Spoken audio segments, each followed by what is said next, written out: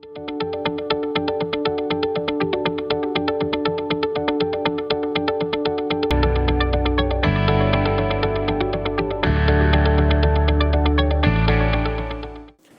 the first randomized clinical trial that I did, that means patients with ventilator-associated pneumonia, who were randomized to IV treatment either with placebo or clarithromycin, and of course they were getting alongside standard of care antimicrobials.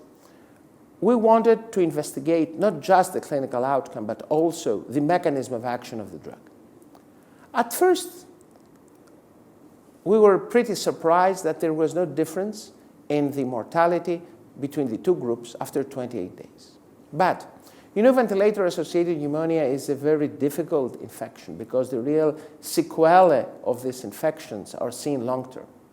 So when we looked again at the 90-day mortality of the patients, it turned out that that was 40% in the placebo group, but only 57% in the clarithromycin group, and of course that was statistically significant.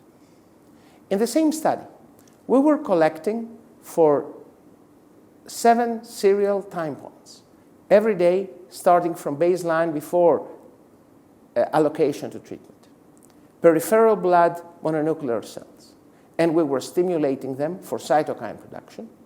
And also, we were measuring indexes of immunoparalysis in the peripheral blood.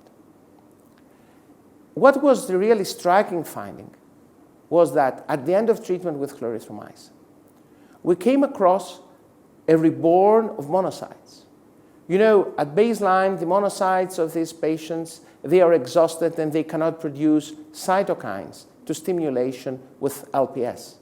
What happened was that after treatment with clarithromycin, monocytes became again potent producers of cytokines, what was not the case with placebo-treated patients.